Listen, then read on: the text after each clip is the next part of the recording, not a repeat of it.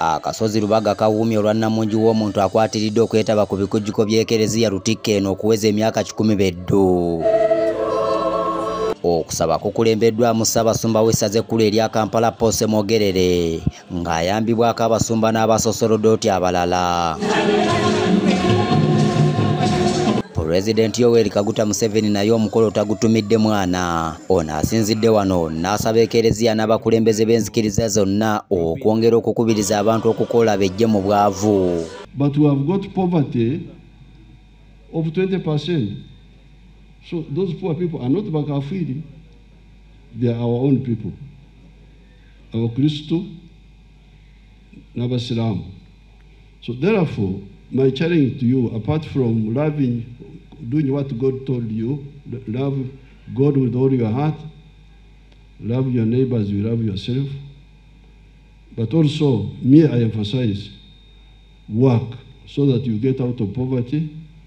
And when you work, you will support the church, you will support the state, you will support your family. This is my appeal to all the Christians. I'm not impressed by a Christian who is just living in poverty when he can get out of poverty. That I'm not impressed by that. That was my difference with the Barokore 1960s. Ssaabasajja Kabaka Sseggwanga Frederick Ronald Kimera Muwenda Mutebi owookubiri mu bubaka bw'atisse Katikkiro wa Buganda Charles Peter Mayiga asiimye enkolagana y'ekereziya n'Obwakabaka evuddemu ebibala. Ebyafaayo biraga nti okuviira ddala ku Ssekabaka Muteesa olubereberye Kereziya n'Obwakabaka bwa Buganda bibaddewo mu ddembe okukolera awamu era nga buli omu yeebuuza ku munne ku lw'obulungi bw'abantu baffe.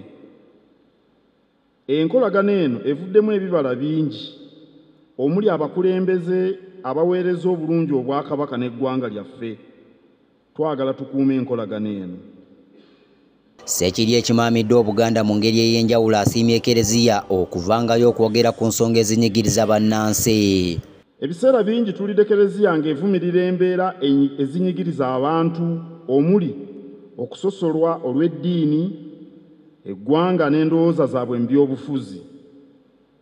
Obuvumu buno obw'okwogera amazima, okulwanirira eddembe, okwegatta n'okussa ekitiibwa mu ddembe ly'obuntu, tusaba Kereziya ebwongere mu maaso. Ssaabasumba Paul Ssemogerere mu kubuulira kwe akubiriza bannayuganda okwetaba mu kulonda era beesalirewo abakulembeze abasaanidde. Ffenna tukolere emirembe egyo Kristo gy'atuwa nga tugenda okugabana ku Ukarisitiya entanda y'abalamazi.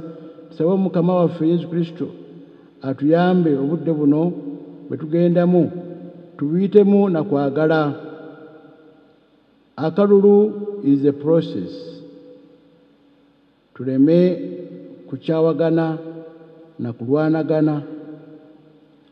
Abakuuma eddembe nabo mulimu gwabwe bagukole bulungi. Kukuuma abantu si kubakuba. Buli muntu alonde omukulembeze gw'ayagala ate eggwanga lyaffe lisobole okutebenkera mu ddembe. Ssaabaminisita Robin Nabbanja asinzidde mu kusaba kuno n'ayogera ku nkulaakulana gavumenti z'ereese naddala okuzimba enguudo mu kibuga Kampala.